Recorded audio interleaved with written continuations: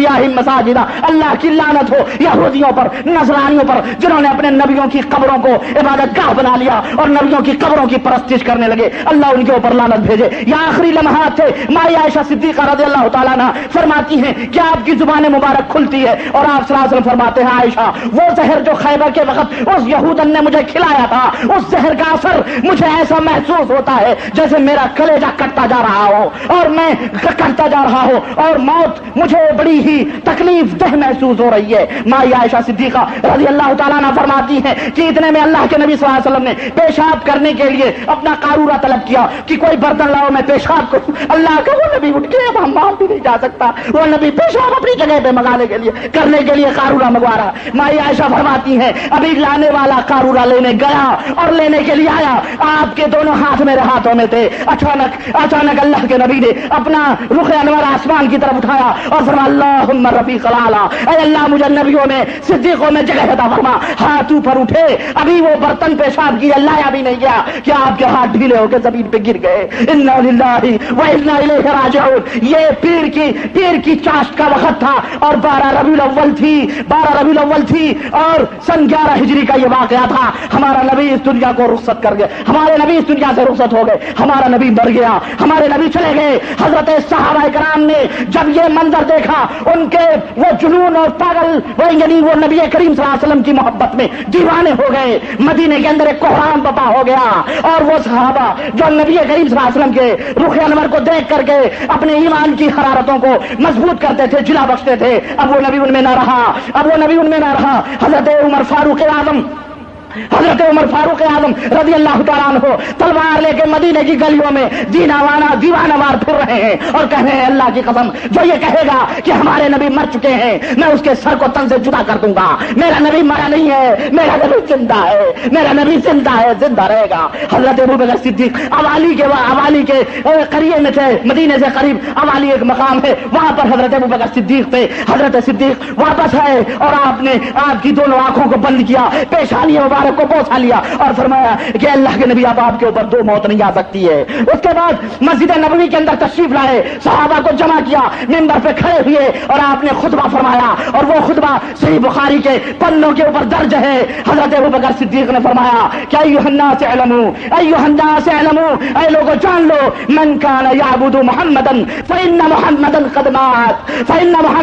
مات، کہ اے لوگوں جو محمد کی پوجا کرتا تھا وہ یہ سن لے کہ محمد مر چکے ہیں، ومن کان یعبد اللہ فہو حی لا یموت، اور جو اس اللہ واحد کی عبادت کرتا تھا وہ اللہ کبھی مر نہیں سکتا، اسے کبھی موت نہیں آ سکتی، وہ ہمیشہ سے ہے اور ہمیشہ سے وہ زندہ رہے گا۔ اور قرآن کریم کی آیت پڑھی کہ اللہ تعالیٰ نے فرمایا کہ وما محمد الا رسول قد خلت من قبلہ الرسل افإن مات او قتل انقلبتم علی اعقابکم، کہ لوگوں سن لو اللہ نے فرمایا ہے کہ محمد صرف ایک رسول ہیں اور ان سے پہلے بھی رسول آئے ہیں۔ یہ بتلاؤ اگر وہ رسول مر جائیں یا شہید ہو جائیں تو کیا تم پھر کفر اختیار کر لو گے؟ جو کفر اختیار کرے گا اللہ کو کوئی نقصان نہیں پہنچا سکتا ہے۔ حضرت عمر فاروق اعظم نے جب یہ آیت کریمہ سنی وہ دیوانہ وار فوری طور پر وہ فرماتے ہیں کہ حضرت ابو بکر نے جب یہ آیت کریمہ پڑھی مجھے ایسا محسوس ہو رہا تھا جیسے کہ یہ آیت کریمہ ابھی نازل ہوئی ہو، ابھی ہم نے کتنی دفعہ قرآن کو پڑھے لیکن ہمیں ایسا لگ رہا تھا جیسے ہمارے ذہنوں میں بھی یہ آیت کریمہ نہیں کی۔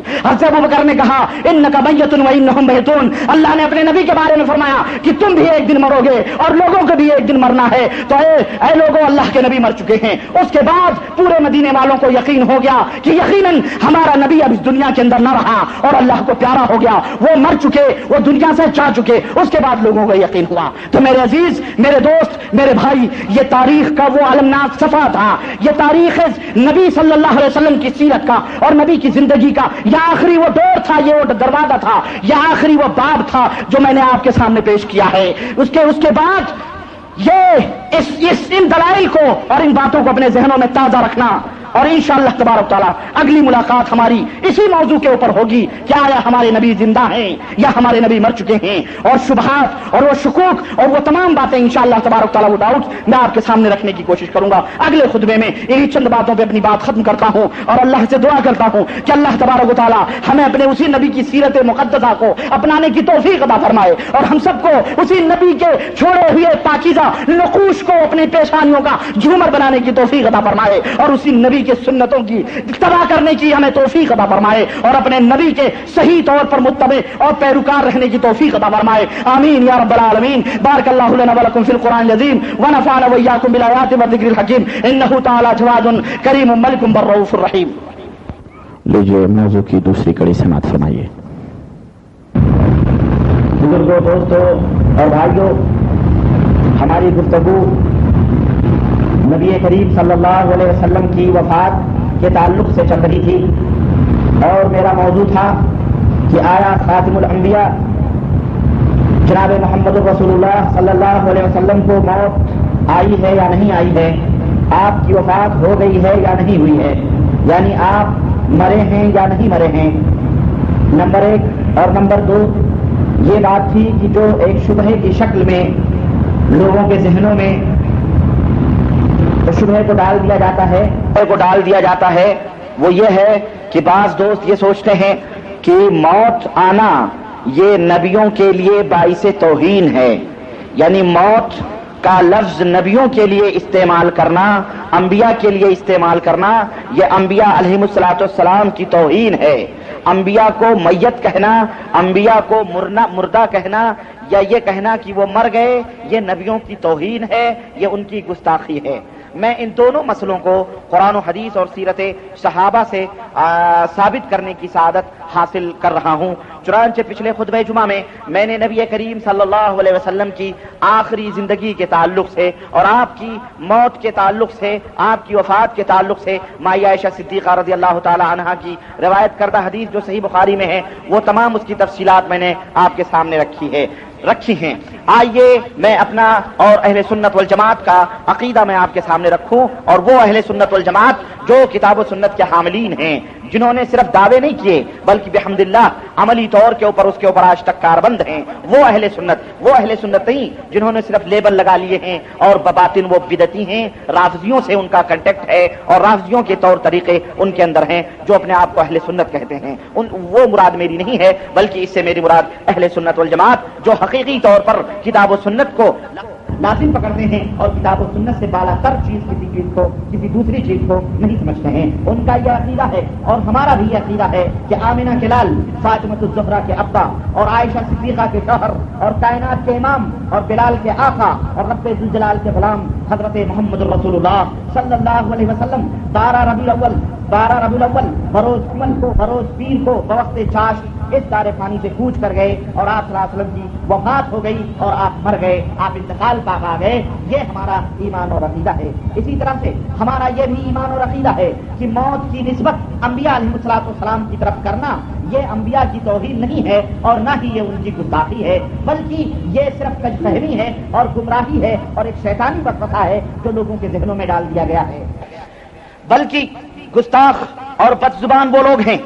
और बदअकीदा वो लोग हैं जो नबी रहमत सल्लल्लाहु अलैहि वसल्लम के बारे में ये अकीदा रखते हैं कि नऊज़ बिल्लाह नबी को मौत तक नहीं आई और नऊज़ बिल्लाह नबी के सहाबा ने, हजरत अबू बकर सिद्दीक ने, उमर फारूक ने और उस्मान ज़ुन्नूरैन ने, अली हैदर ने और तलहा और जुबैर ने और अब्बा अब्दुल्लाह इब्न अब्बास और दीगर सहाबा ने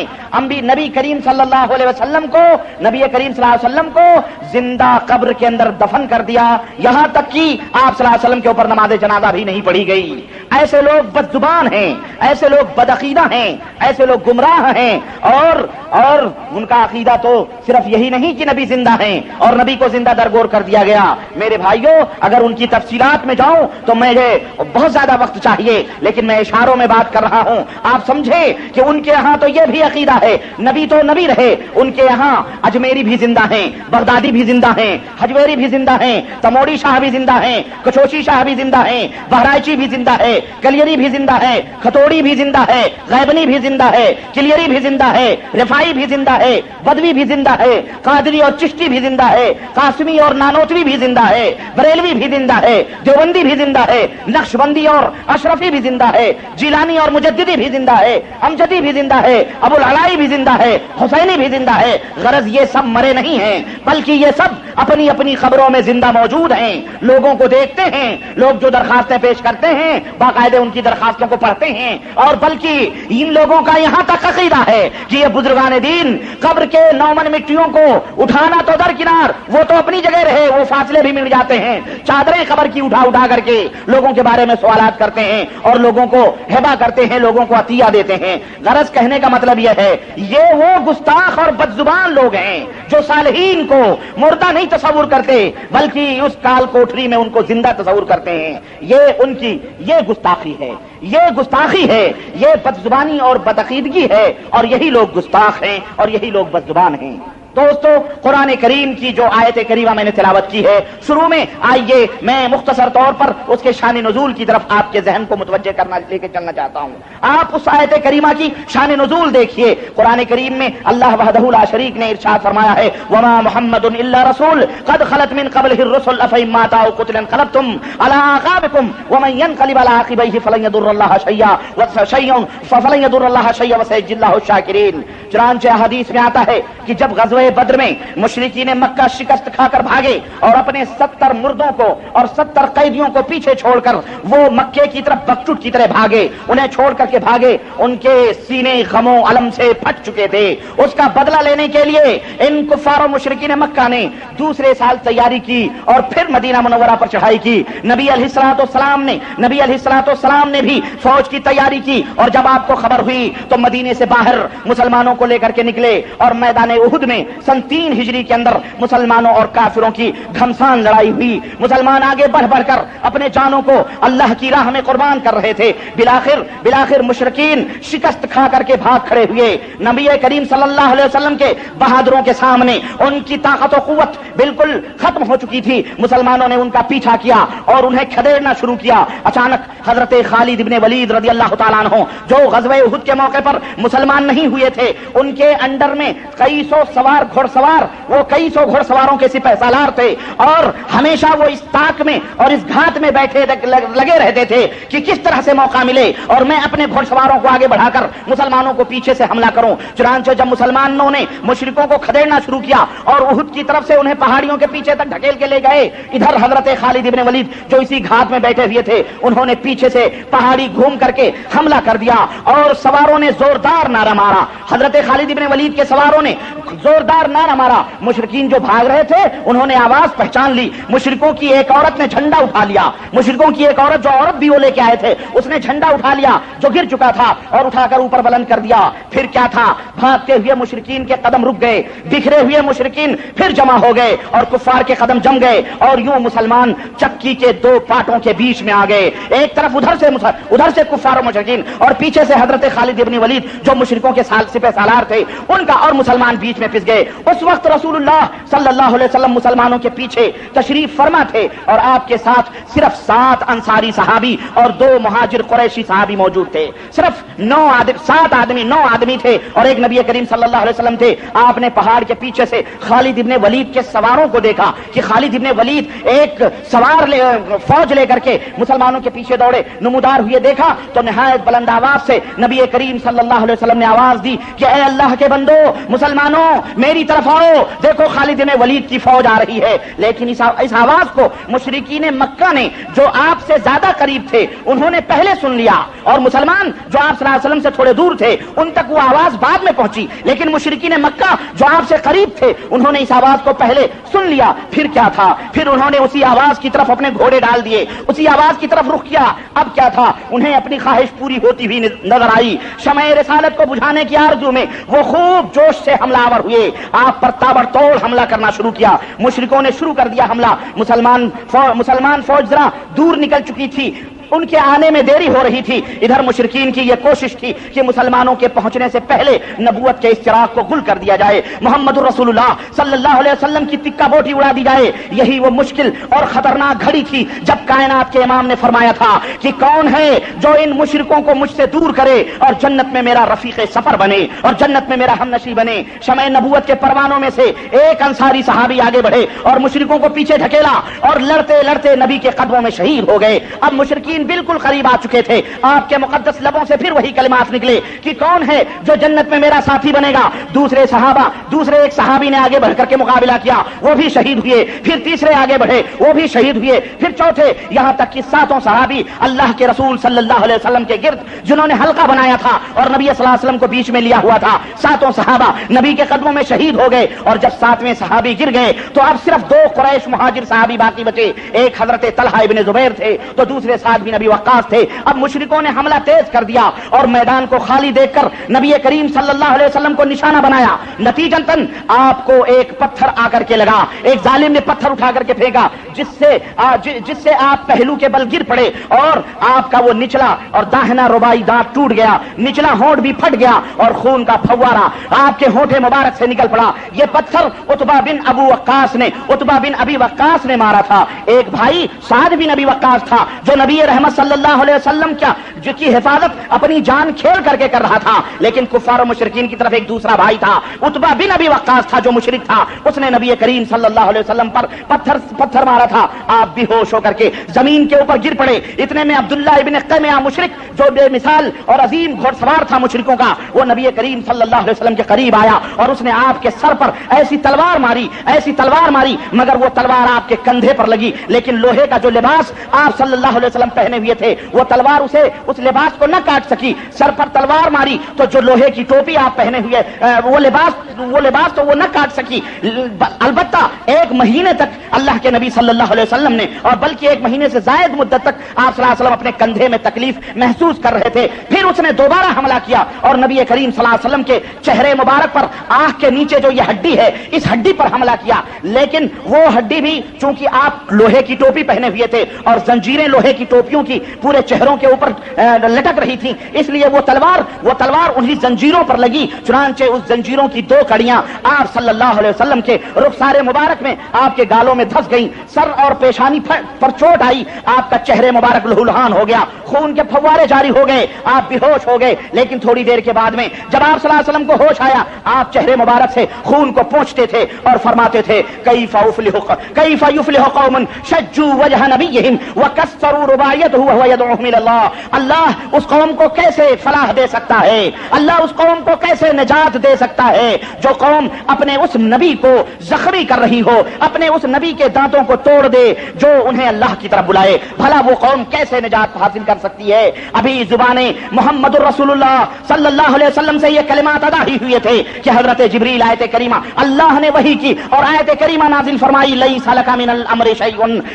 من الامر شیء او یتوب علیہم او یعذبہم فانہم ظالمون۔ میرے نبی، میرے محبوب، آپ کا اس میں کوئی دخل نہیں، اپنی زبان کو بند رکھو۔ ایسا بھی ہو سکتا ہے کہ جنہوں نے آج آپ کے خون نکالے ہیں کل آپ کے نام پر اپنے خون کو بہانے کو فخر سمجھیں۔ ایسا بھی ہو سکتا ہے کہ جو آج آپ کے دشمن ہیں کل آپ کے دیوانے بن جائیں۔ یہ اللہ کی مرضی ہے، آپ کا اس میں کوئی دخل نہیں ہے۔ اللہ چاہے تو انہیں معاف فرما دے، اللہ چاہے تو ان کی توبہ کو قبول کر لے، اور چاہے تو ان کو جنت الفردوس میں جگہ عطا فرمائے۔ آپ اپنی زبان کو بند رکھیں، اس میں آپ کا کوئی دخل نہیں۔ ادھر حضرت طلحہ اور ادھر حضرت سعد بن ابی وقاص جان پر کھیل کھیل کر اپنے نبی کی حفاظت کر رہے تھے۔ حضرت سعد بن ابی وقاص نے اس قدر تیر چلائے کہ نبی علیہ الصلوۃ والسلام نے اپنے ترکش کے تیر ان کے لیے بکھیر دیے اور آقا رحمت فرماتے جاتے تھے سعد یہ تیر لو، تیر چلاؤ، میرے ماں باپ تم پر قربان ہو، سعد میرے ماں باپ تم پر قربان ہو، یہ تیر چلاؤ، یہ میرے ترکش کے تیر ہیں، ان کافروں کو مجھ سے دور ہٹاؤ۔ حضرت طلحہ نے بے جگری سے دشمنوں کا مقابلہ کیا، تقریباً 39 زخم حضرت طلحہ ابن زبیر کے جسم پر لگے، اور جب سامنے جب اللہ کے نبی صلی اللہ علیہ وسلم کو انہوں نے اپنے پیچھے کیا ہوا تھا اور جب سامنے سے جسم کے اوپر تیروں کے نشان باقی نہ رہے تو حضرت طلحہ ابن زبیر نے چہرہ نبی کی طرف کر لیا اور پیٹھ دشمنوں کی طرف کر لیا۔ آقا رحمت نے فرمایا کہ طلحہ اللہ اور اس کا رسول تم سے راضی ہو، تم نے پیٹھ میری طرف ان کی طرف کیوں کر لی؟ کہنے لگے آقا جسم کے اوپر اب زخم کھانے کی تاب نہیں رہی، لیکن پیٹھ تو بھی خالی ہے زخموں سے۔ آقا آپ میرے سائے میں رہیں، کہیں ایسا نہ ہو کہ دشمنوں کا تیر لگے اور آپ کا کام تمام ہو جائے۔ آقا رحمت صلی اللہ علیہ وسلم کی حفاظت کرتے کرتے ایک ظالم نے تلوار ماری حضرت طلحہ ابن زبیر نے، اس تلوار کے مار کو اپنے ہاتھوں پہ روکا، انگلیاں زخمی ہو گئیں، انگلیاں شل ہو گئیں اور زبان سے سی کا لفظ نکلا، آپ کی زبان سے سی کا لفظ نکلا تو نبی کریم نے فرمایا طلحہ اگر سی نہ کہتے اور بسم اللہ کہہ لیتے تو فرشتے تمہیں آسمانوں میں اٹھا لیتے، فرشتے تمہیں آسمانوں میں اٹھا لیتے اور لوگ دیکھتے رہتے۔ چنانچہ یہی وہ مشکل اور عظیم ترین گھڑی تھی جب اللہ نے اپنے حبیب جناب محمد الرسول اللہ صلی اللہ علیہ وسلم کی حفاظت کے لیے حضرت جبریل امین سید الملائکہ کو اور حضرت میکائیل علیہ السلام دونوں کو اس لڑائی کے اندر بھیجا اور خوب لڑائی ہوئی۔ اسی دوران ایک کافر نے شور کر دیا، گھاٹی میں بے ہوش ہو کر کے پڑے ہوئے تھے، اس وقت ایک کافر نے شور کر دیا اور اس نے مدینے کے اندر آواز دی کہ اے مدینے کے لوگوں خوش ہو جاؤ، اے مشرکوں کافروں خوش ہو جاؤ، ہم خوشخبری دے رہے ہیں کہ محمد الرسول اللہ کو ذبح کر دیا گیا ہے، محمد الرسول اللہ کو شہید کر دیا گیا ہے۔ یہ خبر تیزی سے پھیل گئی۔ مسلمان جو بے جگری سے لڑ رہے تھے، مسلمان جو لڑائیوں میں مشغول تھے، جب انہوں نے یہ خبر سنی ان کے حوصلے پست ہو گئے۔ کسی نے احد کی گھاٹی کی پناہ لی، کوئی مدینہ منورہ جا پہنچا، کتنوں نے لڑائی چھوڑ دی۔ عمر جیسا جلیل القدر صحابی اور عمر جیسا مرد میدان، اس نے بھی تلوار چھوڑ دی اور کھڑے ہو گئے بے حس و حرکت اور حیران و شفتر، اور کہنے لگے اور لوگوں نے یہ کہنا شروع کیا اب کس کے لیے لڑیں، اب کس کے لیے جان دیں؟ وہ نبی نہ رہا، وہ رسول نہ رہا جس کے سامنے ہم اپنی گردنوں کو کٹاتے تھے،